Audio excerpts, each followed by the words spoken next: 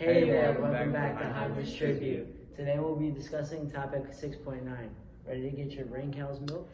So as we dive into topic 6.9, the first thing we will be talking about is public debates over the assimilation of international migration. Some of the key ideas in this part of our topic. First, let's talk about the term Americanization. That term refers to the process of acculturation by immigrants that are annexed populations. That could be natives or other nations that the United States takes over, such as the Hawaiian Islands. And Americanization is the process of getting them accustomed to American traditions, ideals, and values. Many government policies in the U.S. During this time period helped assimilate native populations to American cultures and values. These ethnic groups were mostly immigrants, but also native populations as well. So assimilation would happen when immigrants came from Europe into Ellis Island in New York. And also as Americans moved further west, there were native populations out there from the Trail of Tears and the Great Migration. So once more settlers started to move out there were policies put in place by federal governments and state governments to help assimilate those natives that were out there into into American culture. There were two phases of this Americanization movement. The first phase was to restrict the amount of lawful immigrants coming to the United States. So they wanted to restrict the amount of immigrants that were coming from Europe as well as China on each end of the United States.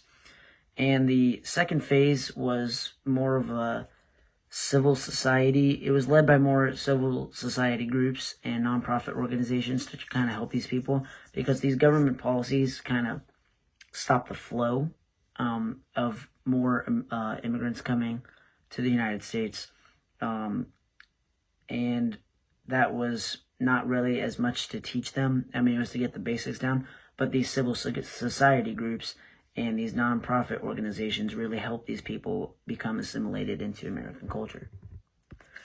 Next, we have some examples. Native Americans being assimilated into mandatory boarding schools made specifically for the purpose of ending tribal traditions within those native populations. So they wanted these native people to be more like American people and not practice some of their tribal cultural things that they did. And another example would be English classes, U.S. history classes, and classes going over our Republican form of government, because these immigrants spoke the language of their native countries. They also didn't know anything about how America was founded. So we wanted to teach them about English and U.S. history, and we also wanted to teach them about our Republican form of government, how we have power to the people. We vote on our political leaders. It's not a monarchy. So those were just a few examples of how Americanization affected people coming to the United States. Hi, I will be talking about how many immigrants negotiated compromises between the cultures they brought and the cultures they found in the United States. The Gilded Age marked a point where many immigrants sought to leave their native lands in order to get a fresh start somewhere else, whether it was famine, religious persecution, land and job shortages, or rising taxes. They had to find a way to get a taste of the American dream. About 11.7 million immigrants came to the U.S. during this time, mostly from Ireland, Germany, and China. Over 7.5 million German and Irish immigrants came to the U.S. between 1820 and 1870, which is about 65% of all immigrants. The Chinese settled on the West Coast around the California area to see if they could find luck and strike big during the California gold rush. But many of them didn't have any luck and resorted to work for cheap labor. Nativists opposed immigration because of this, believing that they could take them out of their jobs and their unions. A nativist named Henry Cabot Lodge made an argument that the Anglo-Saxon Americans were committing race suicide since they allowed members of other races to intermingle with the pureblood Americans. As a result of this, the Chinese Exclusion Act of 1882 was passed, and it banned Chinese from becoming citizens and prohibited future immigration from the Chinese. It was the first law to ban an entire race from an entire country. Many immigrants were having trouble deciding if they wanted to assimilate to the American culture or keep the cultures they already had. Many of them decided to do a little of both, allowing parts of the American culture into their native cultures. Landlords saw the migration of immigrants into urban communities as a way to make more money, so they decided to fit many families into small windowless rooms called tenements that had poor ventilation and poor sanitation, which spread diseases throughout the communities. In 1870, New York City made an attempt to pass a law that required every bedroom to have at least one window to fix these problems. Some compromises made by the immigrants to preserve their cultures with the cultures of the Americans were they built ethnic enclaves, which are geographic areas or neighborhoods with high ethnic concentration, and like Chinatown in Little Italy, for example, giving them an opportunity to express their cultures in a trusted community. Thanks. Our next topic is social Darwinism. Social Darwinism is the applied biological Darwinism to societal realities. Social Darwinists believe that immigrants, especially Irish immigrants, were racially inferior to the true standard of American whiteists. A key concept to note is social commenters advocated theories later described as social Darwinism to justify the success of those at the top of socioeconomic structure as both appropriate and inevitable.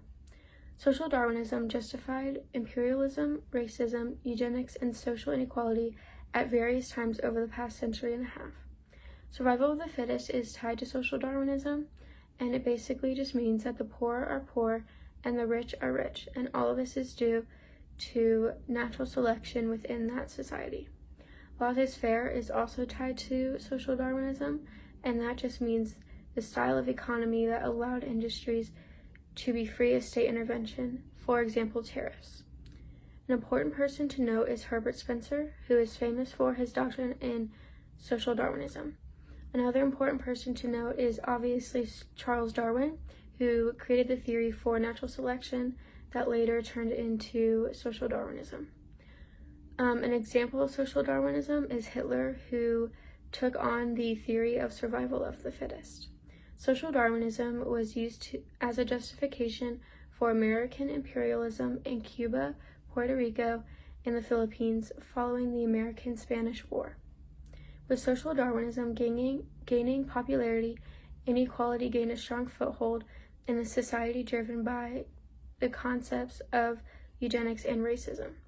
Around the 1900s, sizable populations around the world believed that quality of human race should be improved by privileging the best human specimens. So I decided to research women and their help with immigration for topic 6.9.